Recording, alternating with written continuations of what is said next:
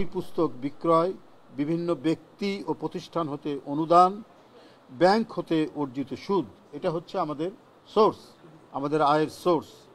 আর ব্যয় হচ্ছে আমাদের বিভিন্ন, যেমন ধরুন ব্যক্তিকে আর্থিক অনুদান, বিভিন্ন জেলায় বন্যা কবলিত এলাকায় ত্রাণ বিতরণ, পোস্টাল লিফলেট ছাপানো, বিভিন্ন জনসভা বাবদ, বিভিন্ন আলোচনা সভায় হল ভাড়া ও অন্যান্য খরচ, পত্রিকায় ক্রোড়পত্র ছাপানো, রমজানে ইফতার মাহফিল ও অফিসিয়াল বিভিন্ন খরচ বাবদ এখানে হচ্ছে আমাদের যেটা ব্যয় হয়েছে।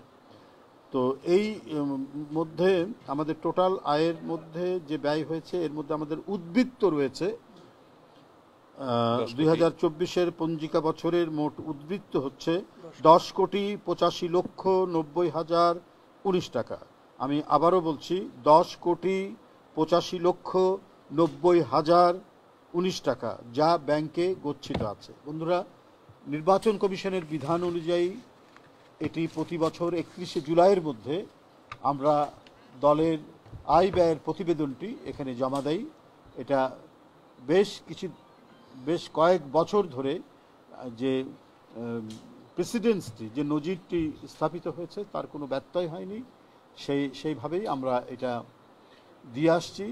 এবং এই ক্ষেত্রে আমরা আয় কিভাবে আমাদের হয়েছে, আমরা কোন কোন খাতে ব্যয় করেছি, সেগুলো আমাদের পুঙ্খানুপুঙ্খ রূপে সেটি যে নিরীক্ষা অডিট যে রিপোর্টটি, সেই রিপোর্টটির মধ্যে সেটা উল্লেখ আছে। তো সুতরাং আমরা আপনাদের কাছে মোট এই জিনিসটি এখানে উল্লেখ করলাম এবং আমরা আশা করি যে গণতন্ত্রের পথে হাঁটার যে প্রক্রিয়া, সে প্রক্রিয়ায় আমরা এবারে নির্বাচন কমিশনে এসে বাংলাদেশ জাতীয়তাবাদী দল বিএনপি আমাদের অডিট রিপোর্টটি এখানে জমা দিয়েছে। বন্ধুরা, আপনারা জানেন ইতিপূর্বে এই নির্বাচন কমিশন তার যে প্রাতিষ্ঠানিক স্বাধীনতা, সেই স্বাধীনতা হারিয়ে ফেলেছিল।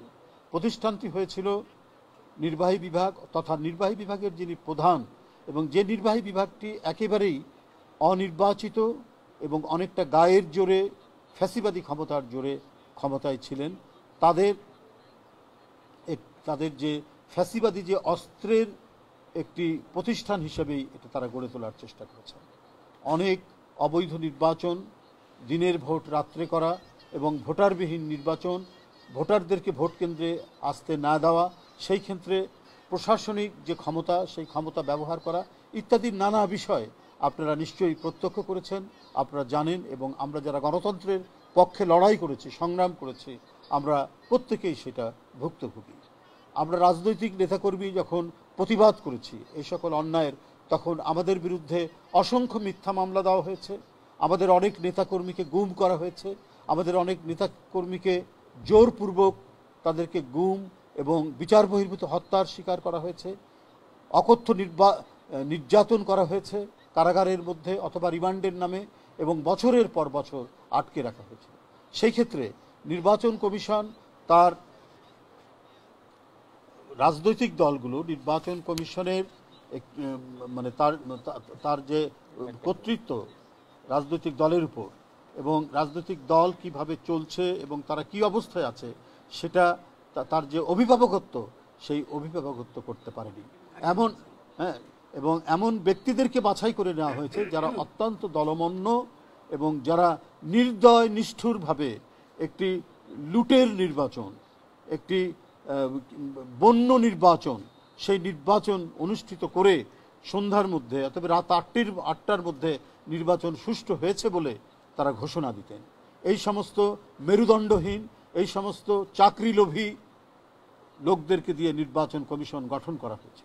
আমরা 16-17 বছর ধরে নির্বাচন কমিশনের সরকারের অনুগত একটি প্রতিষ্ঠান হিসাবে তাদের অর্পিত দায়িত্ব, তারা তাদের স্বাধীনতাকে ভুলে গিয়ে শেখ হাসিনার পদলেহী একটি প্রতিষ্ঠানে তারা পরিণত করে আমাদের দেশের গণতন্ত্রের শক্তিশালী করার জন্য যে প্রতিষ্ঠানগুলি গড়ে ওঠে, যেমন একটি স্বাধীন বিচার বিভাগ, যেমন স্বাধীন নির্বাচন কমিশন, স্বাধীন গণমাধ্যম, সবগুলোকেই তারা ধ্বংস করে দিয়েছিল। সাংবাদিক বন্ধুরা, এইরকম একটি পরিস্থিতির মধ্যে দিয়ে আমাদেরকে কাজ করতে হয়েছে। এরই মধ্যেই আমাদের কণ্ঠকে জাগরিত করতে হয়েছে, এরই মধ্যেই আমাদেরকে প্রতিবাদের ভাষা খুঁজে নিয়ে আমরা আমাদের পদ্ধতি অনুযায়ী, আমরা আমাদের অনুযায়ী, আমাদের শক্তি এবং সাহস দিয়ে আমরা সেটা মোকাবিলা করে আমরা আমাদের কণ্ঠের আওয়াজকে আমরা জোরালো করে রাখার চেষ্টা করেছি, যদিও এর কারণে অনেক নিপীড়ন নির্যাতনের শিকার হতে হয়েছে। আমাদের প্রত্যাশা বর্তমান নির্বাচন কমিশনের প্রতি, দেশের মানুষের প্রত্যাশা, জনগণের প্রত্যাশা, যে জনগণ দীর্ঘদিন ভোট দিতে পারেনি, যারা ভোট বঞ্চিত ছিল, অবাধ সুষ্ঠু নির্বাচনকে একেবারে জাদুঘরে পাঠিয়ে দিয়েছিল শেখ হাসিনা, সেইখান থেকে বর্তমান নির্বাচন কমিশন একটি দায়িত্বশীল ভূমিকা পালন করবে এবং অবাধ সুষ্ঠু ইনক্লুসিভ নির্বাচন অনুষ্ঠিত করার জন্য তারা যে যাবতীয় যে কাজগুলো করা দরকার সেই কাজগুলো তারা করবেন।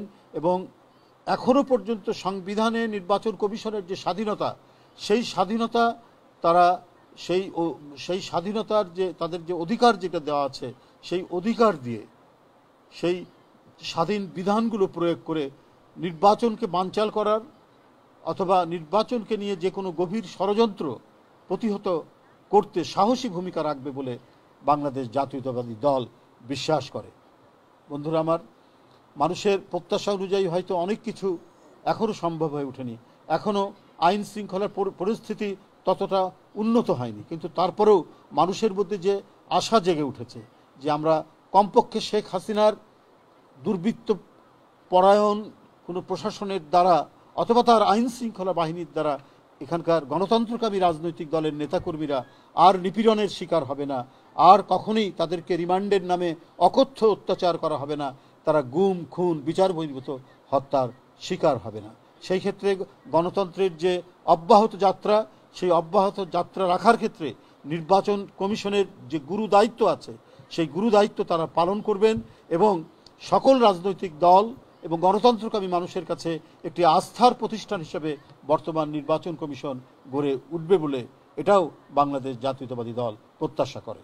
আপনাদের যারা অবাধ সুষ্ঠু নির্বাচন বিরোধী, যারা গণতন্ত্রকে বিপন্ন এবং ধ্বংস করেছিল এবং গণতান্ত্রিক প্রতিষ্ঠানগুলোকে যারা ধ্বংস করেছিল, সেই সমস্ত দোসররা তারা তো বসে নেই, তারা তো নানাভাবে নানা কায়দায় নানা ধরনের চক্রান্ত ষড়যন্ত্রে তারা মেতে উঠেছে।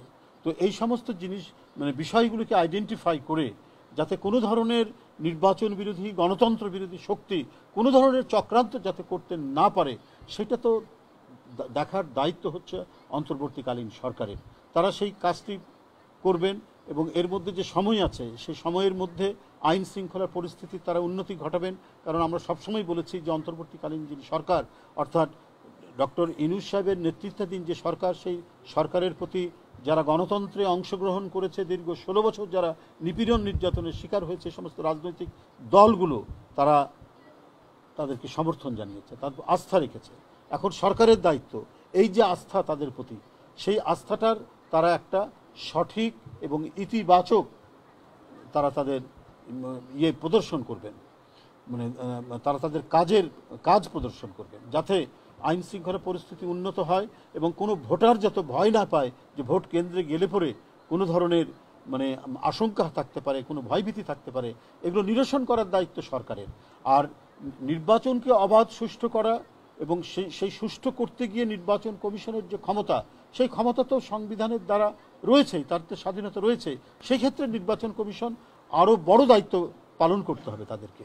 এই সব কিছু করার মধ্যে দিয়ে, এই দায়িত্বগুলো পালন করার মধ্যে দিয়েই আমরা একটি অবাধ সুষ্ঠু নির্বাচন নিশ্চিত করতে পারবো এবং মানুষ যে 16 বছর ভোট দিতে পারেনি, যে শঙ্কা এবং ভয় তার মনের মধ্যে ছিল, সেইটা দূরীভূত হবে, সেটা নিরসন হবে।